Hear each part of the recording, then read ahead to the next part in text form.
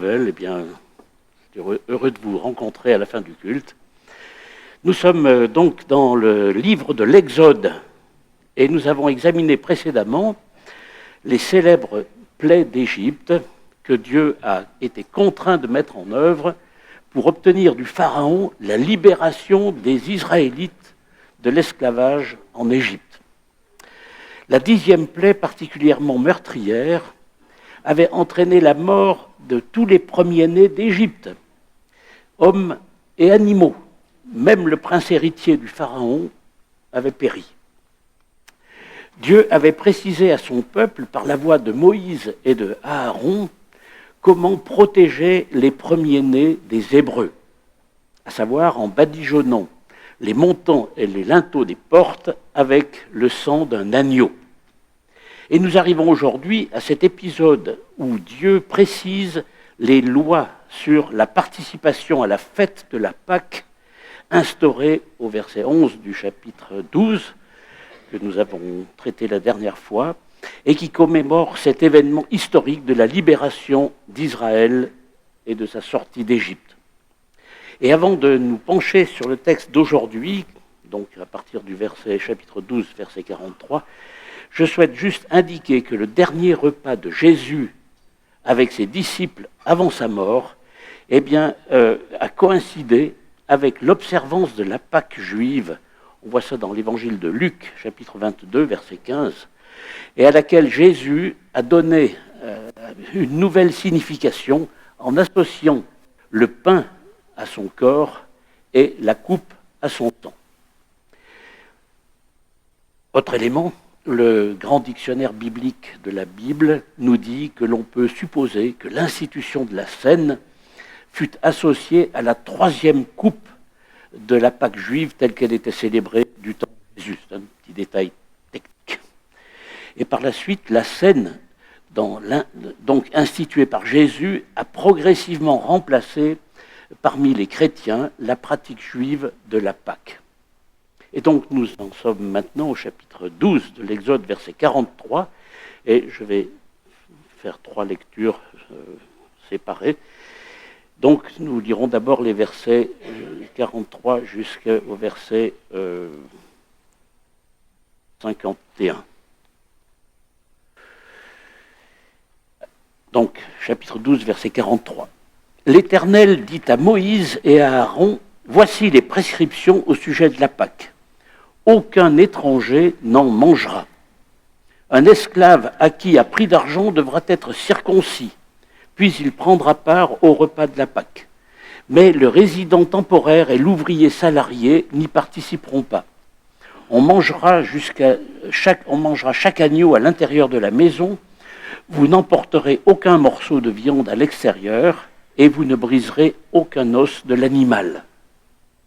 Toute la communauté d'Israël célébrera la Pâque. Si un étranger en résidence chez toi désire célébrer la Pâque en l'honneur de l'Éternel, tous les hommes de sa famille devront d'abord être circoncis. Il pourra alors célébrer la fête au même titre que l'Israélite. Aucun incirconcis ne pourra y prendre part.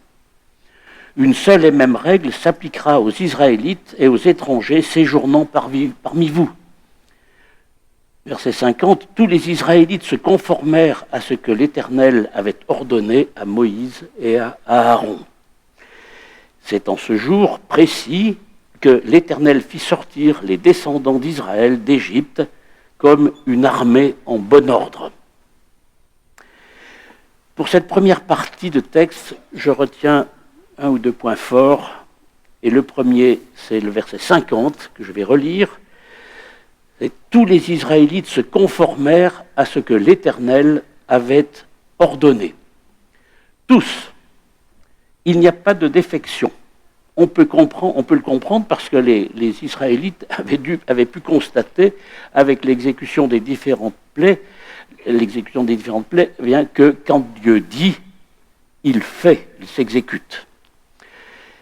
Et donc, tous se conformèrent, donc c'est une obéissance sans faille à l'injonction divine. On voit ici l'importance de la soumission à Dieu, soumission délibérée et non imposée. Le peuple n'a pas pu obtenir pour lui-même de dérogation, de variantes, de passe-droit, comme on aime bien en France, ce genre de choses. Là, pas question, aucune dérogation. On voit aussi que Dieu tient parole, au verset 51. C'est en ce jour précis que l'Éternel fit sortir les descendants d'Israël d'Égypte. On ne peut pas s'engager à moitié avec Dieu. Mais je souhaite aussi relever un deuxième point fort de cette première partie, c'est le verset 49. C'est « Une seule et même règle s'appliquera aux Israélites et aux étrangers séjournant parmi vous. » Ces dispositions applicables aux Israélites et aux étrangers préfigurent les conditions communes à l'ensemble de l'humanité pour bénéficier aujourd'hui du salut. Et c'est en Jésus-Christ que cette condition s'applique. Et dans notre texte, il est demandé aux hommes étrangers de se faire circoncire pour participer à la Pâque. La circoncision, c'est une intervention chirurgicale qui consiste en l'ablation du prépuce et qui, chez les Israélites, s'effectue rituellement au 8e jour, après la naissance d'un garçon. Mais cette intervention peut aussi s'effectuer pour les adultes, et la circoncision donc, occupe une place centrale dans la vie des fidèles israélites, tant sur le plan religieux que culturel. Et en tant que premier acte rituel de l'enfant, la circoncision marque son entrée dans la communauté juive et son identification en tant que membre à part entière du peuple élu. Mais aujourd'hui, pour être intégré au peuple des élus, l'apôtre Paul nous affirme en Romains 2, versets 28 et 29, on a vu ça dans les prédications de Sylvain, que nous avons besoin de la circoncision que l'Esprit de Dieu opère dans notre cœur. Sous-entendu, quand nous acceptons Jésus-Christ, notre Sauveur et notre Seigneur. De plus, le même apôtre Paul nous dit dans son épître aux Galates, chapitre 5, verset 6, « Car pour ceux qui sont unis à Jésus-Christ, ce qui importe, ce n'est pas d'être circoncis ou incirconcis, ce qui importe, c'est d'avoir la foi, une foi qui agit par amour. » Donc aujourd'hui, pour nous, au XXIe siècle, ce qui compte, c'est d'être unis au peuple des élus en Christ, juifs et non-juifs, pour bénéficier de la garantie de l'entrée dans la vie éternelle avec Christ. Donc la circoncision du cœur.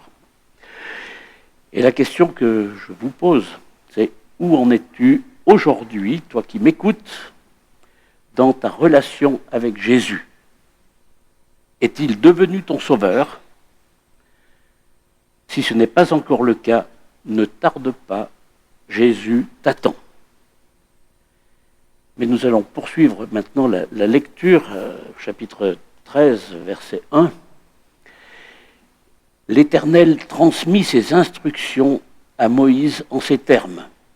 Oui, comme titre de passage que nous allons lire, eh bien, c'est la consécration des premiers-nés et l'institution de la fête des pains sans levain. On en a parlé également tout à l'heure.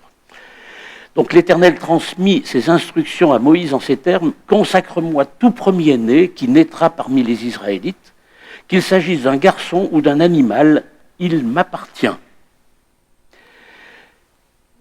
Nous en reparlerons un peu plus tard parce que ces versets sont repris dans le troisième texte que nous lirons.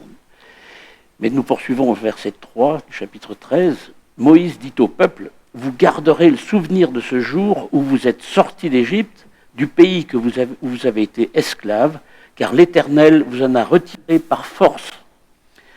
Vous ne mangerez pas de pain préparé à l'aide de levain. C'est aujourd'hui, au mois des épis, que vous partez d'Égypte.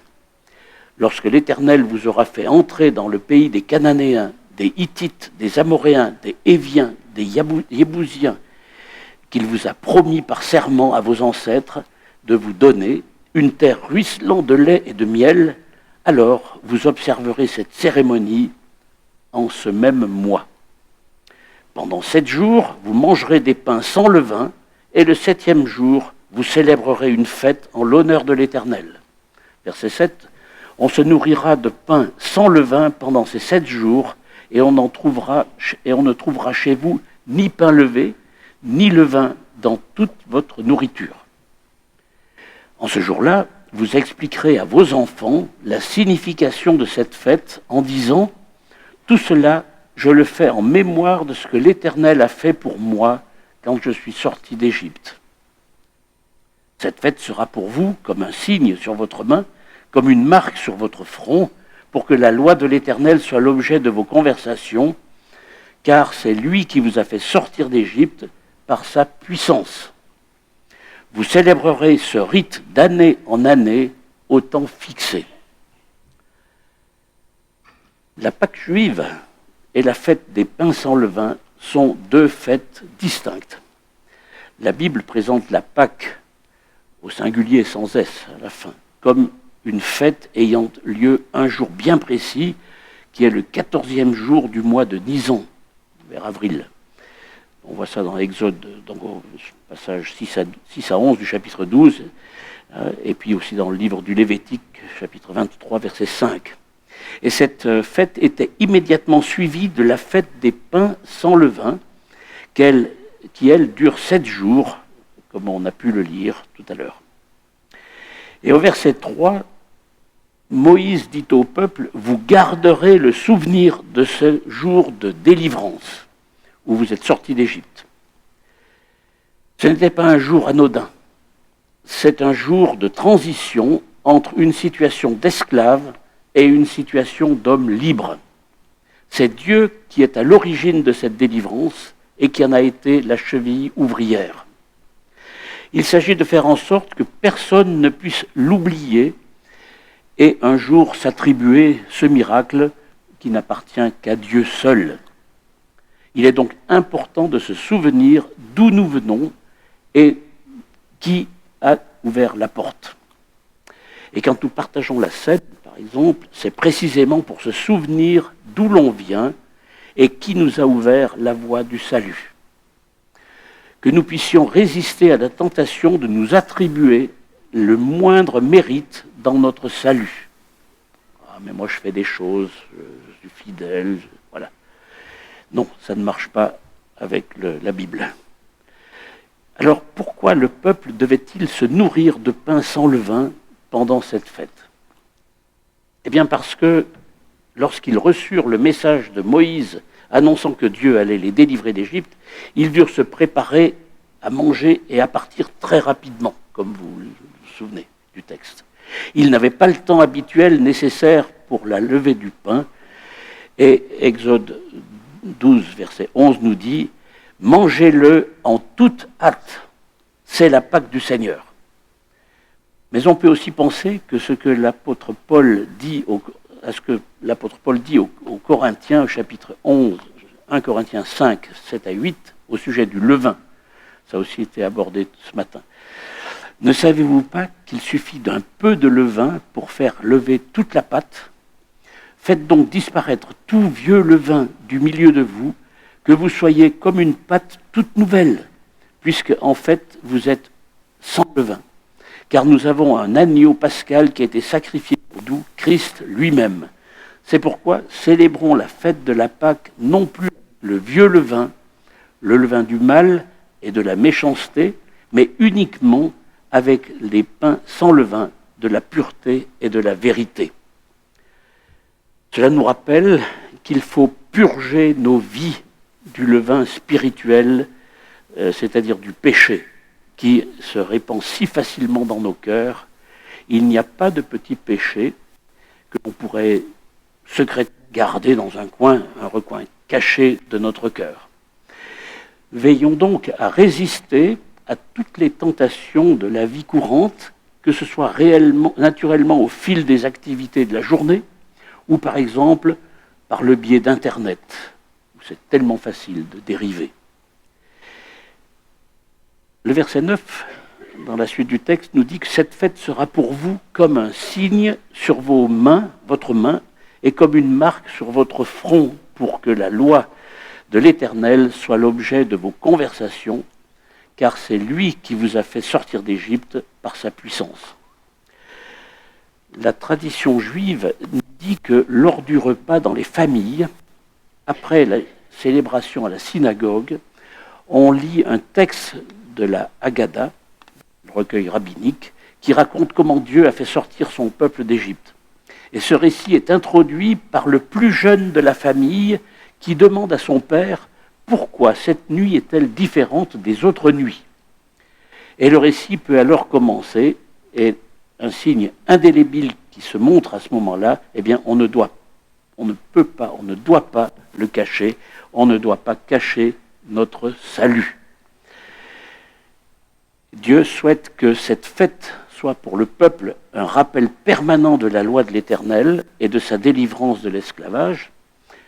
Mais pour nous, aujourd'hui, cela nous pousse à parler de notre salut et de son auteur Jésus-Christ et à ne pas le cacher. On ne doit pas le cacher. On doit en parler autour de nous, d'abord dans notre famille, bien sûr, mais aussi dans notre entourage quotidien, professionnel, scolaire, sportif, partout où Dieu nous place. Je souhaite soulever 2 points particulièrement. Premièrement, c'est le rôle majeur des parents, de tous les parents. Au programme de cette cérémonie de la Pâque, comme je l'ai dit, eh bien, c'est une séance d'explication pour les enfants. Il faut prendre le temps de raconter, d'expliquer le pourquoi et le comment de leur salut, de notre salut. Et cela nous interpelle, nous les pères, excusez-moi mesdames, mais le texte parle des pères, sur notre responsabilité personnelle d'annonce de l'Évangile à nos enfants. Certes, bien sûr, les mamans sont aussi concernées, mais que faire quand les parents ne sont pas croyants en Jésus-Christ, ou que si l'un ou l'autre ne vit pas avec les enfants? Là, l'Église peut prendre le relais. Mais pour une famille chrétienne, ce n'est pas l'Église qui a la responsabilité première de l'enseignement des enfants par rapport au salut. Cette responsabilité incombe aux parents. Et je dirais même plus, quand la famille est normale, au père. La mère peut aussi largement aider, ce qui est souvent le cas. Donc, parler aux enfants. Et je ne résiste pas de mentionner le stand de librairie qui est là, sur ma droite, où vous avez de nombreux ouvrages qui pourront vous être exposés pour les parents, pour vous aider à présenter l'Évangile à vos enfants de manière adaptée à leur tranche d'âge.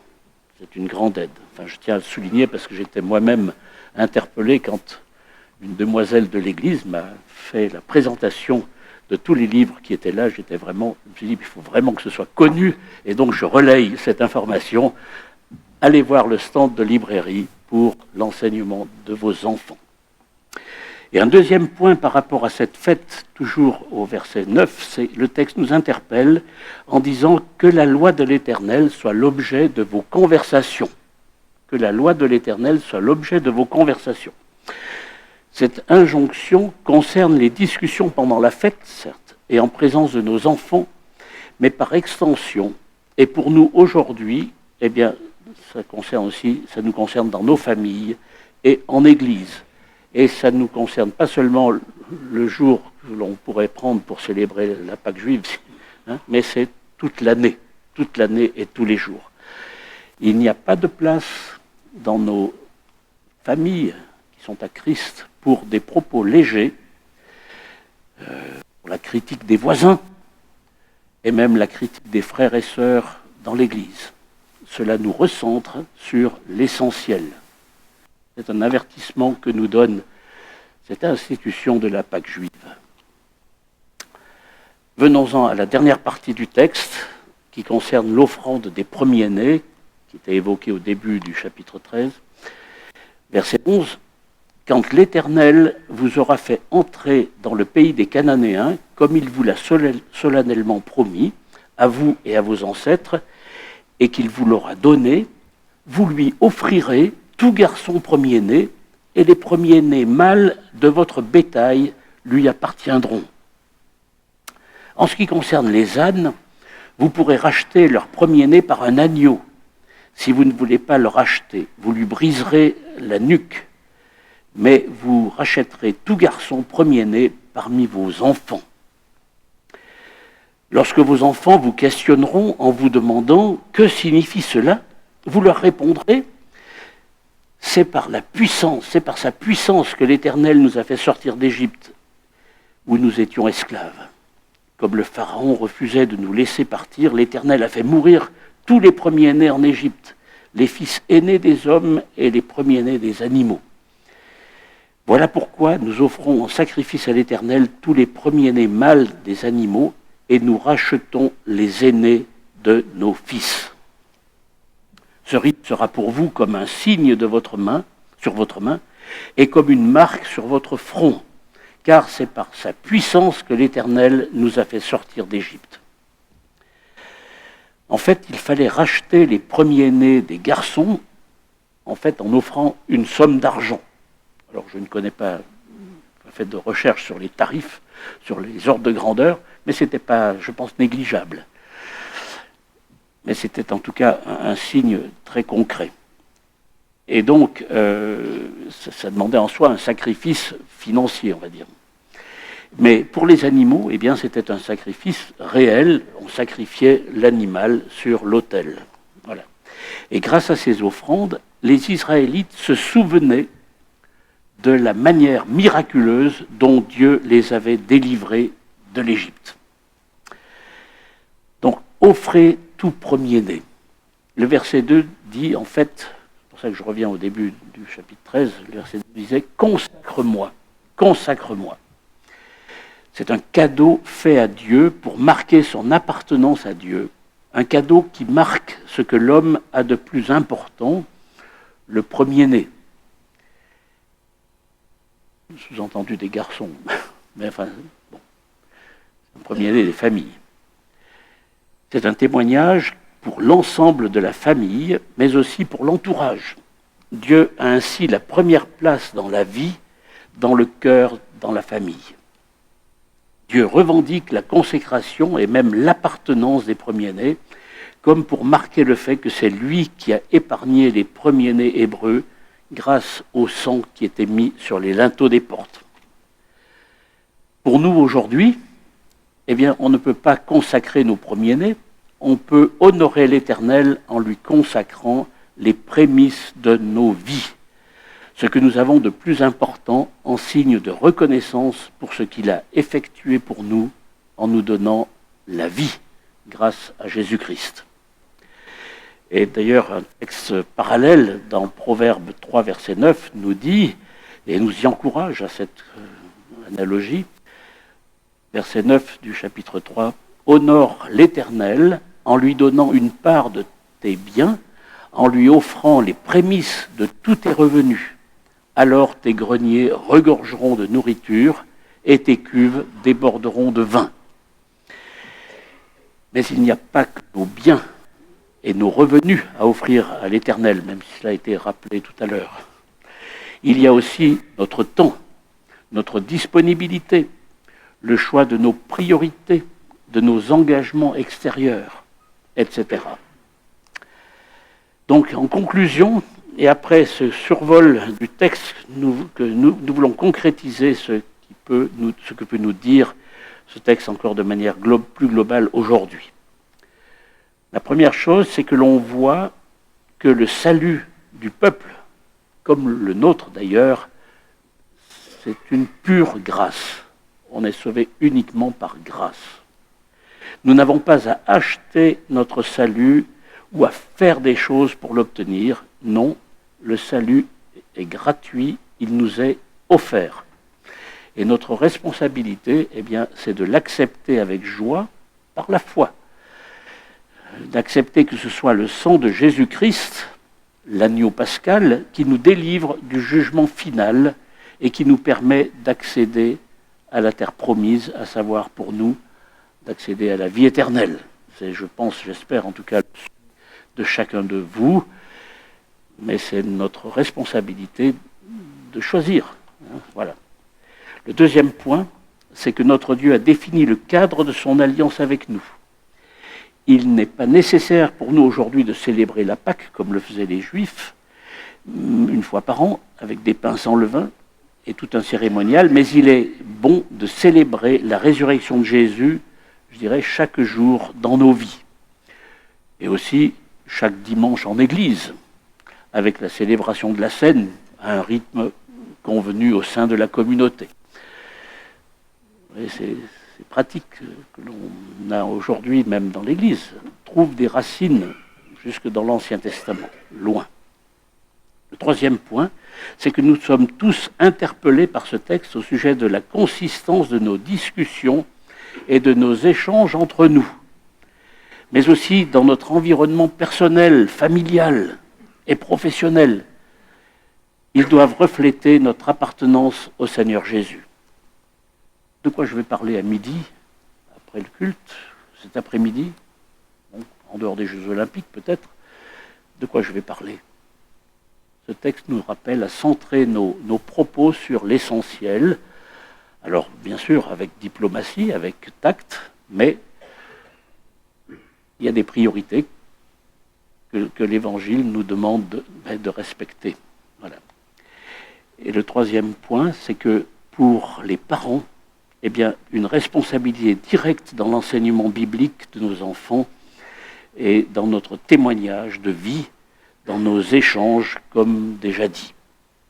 C'est notre responsabilité de parents. L'Église, bien sûr, est là en appui, mais c'est d'abord nous, les parents, enfin, pour ceux qui sont parents, de prendre la responsabilité de parler du salut de Jésus-Christ à nos enfants. Voilà, c'est un beau programme que ce texte nous incite à suivre, et voilà, et que Dieu nous aide à être fidèles dans notre engagement, fidèles avec son soutien. Nous ne pouvons pas marcher dans cette voie si nous n'avons pas le soutien de l'Éternel. Voilà. Et nous chanterons après la prière que j'effectuerai là, un cantique qui nous incite à venir célébrer le Seigneur. Voilà. Donc j'invite aussi du coup les musiciens à se rapprocher de l'estrade.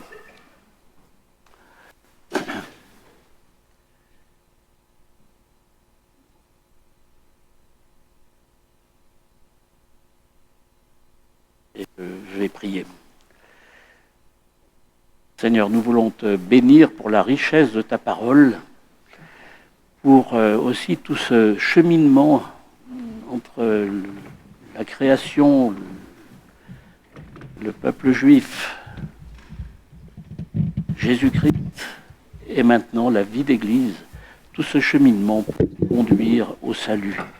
Seigneur, merci parce que tu as ouvert la voie du ciel par Jésus-Christ. Et elle nous est accessible par la foi aujourd'hui pour chacun de nous.